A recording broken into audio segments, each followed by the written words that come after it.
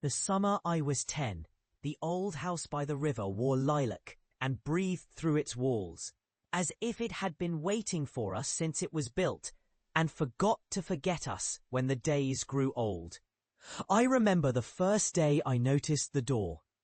It wasn't a door in the usual sense, but a seam in the pantry boards that gave a little when you pressed your shoulder against it, as if the house itself had a secret to tell and didn't trust us enough to lean closer. My cousin, Mara, found it while we were sneaking scraps of peach from the fruit jar and hiding from the grown-ups who believed summer should be nothing but sun and sugar. The latch was in the middle, stood a chair facing a window that looked toward the river, its surface always moving slightly as if it remembered every stroke of wind it had ever seen. On the sill rested a bowl, plain white, with a single candle beside it. There was something ceremonial about that bowl, something intimate and old, like a ritual you would forget only to remember again in a tremor of age. Grandmother, who could tell the weather by the number of bees in the lilacs, told us a thing or two about the room she never wrote down in any of the family ledgers.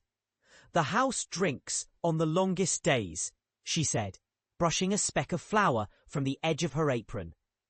If you feed it, it will not forget you when you grow up and go away.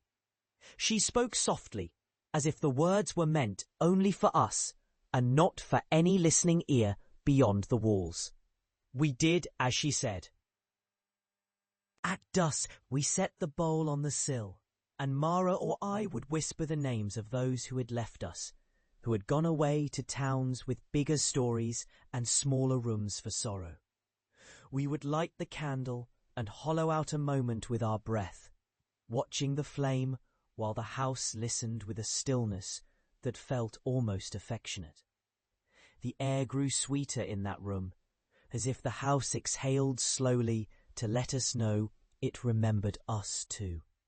It was all ordinary and intimate, two children performing a small duty to keep a place steady while the world spun on.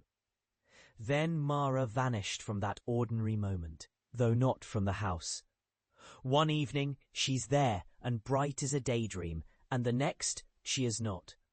The river that had always hummed behind the house grew louder that season, or perhaps my ears grew smaller, and the grown-ups spoke of a storm that had carried someone away, of crowds along the bank, of the river just taking all the right things back.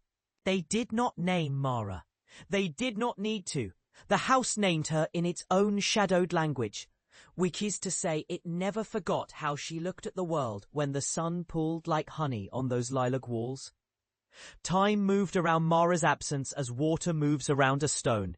It wears a circle in you you pretend is not there. I grew, and the house kept its secret rooms. As if it could keep a family's memory alive by tucking it behind the pantry and feeding it with the droplet of a candle's wick and a cup of water. I learnt to lean into the creaks, to listen for a sound that should not exist, the hush of a breath in the attic, the sigh that comes when a memory shifts its weight and becomes a little heavier than the day it happened. I returned a lifetime later, not to the festival of summers, but to the same house for the same old reasons. Work, money, a confession I had promised myself I would make and never did. My hair was dusted in grey, and the world outside had grown quieter, the traffic thinning to a patient line of cars that waited their turn to pass along the river's edge. Yet the moment I touched the doorframe, the air felt different, as if the house remembered me in a way I had forgotten how to remember myself. The pantry door with its brass latch was no longer just a seam, but a threshold. And beyond it, the little blue room stood as if it had never grown old. The candle's wick lay spent, but a faint glow hovered in the air, and the bowl on the sill remained, not filled with water now, but with a still, unmoving surface, that reflected not the room's current state, but a memory of it. It looked like a window into a memory I had tried to hide from for decades. There, in the pale reflection, stood Mara. Not the Mara I remembered, the girl with sunlit skin and laughter that could fill a room, but Mara as she would have been had she lived in the years since we last spoke. The version of her that time would give to a life that never fully had its chance. Her eyes held a soft, almost polite sadness, as if she had learned to greet the living with the grace of one who knows the ending of every chapter before it begins. She did not speak in a rush or with fear.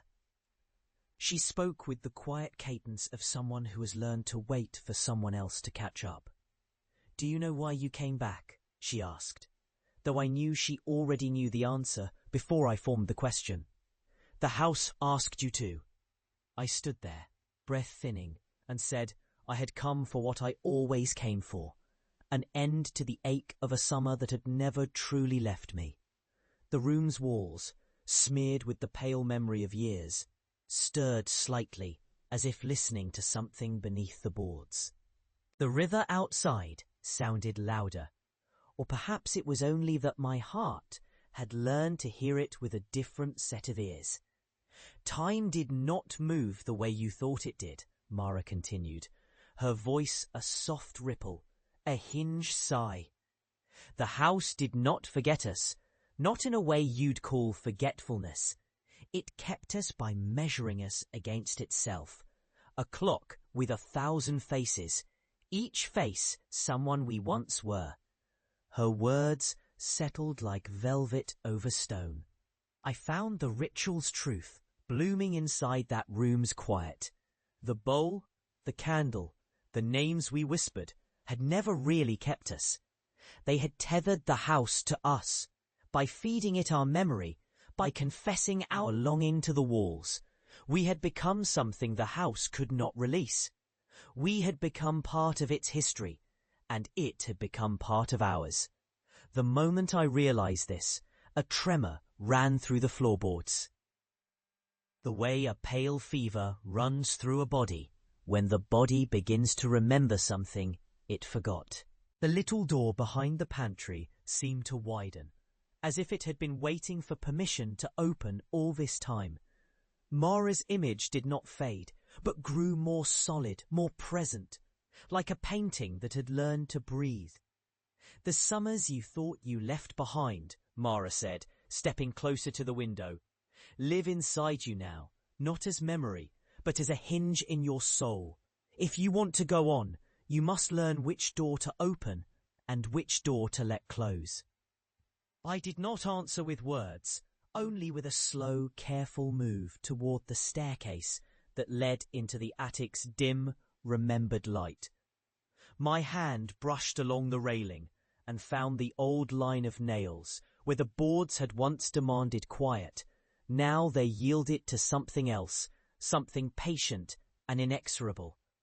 The attic door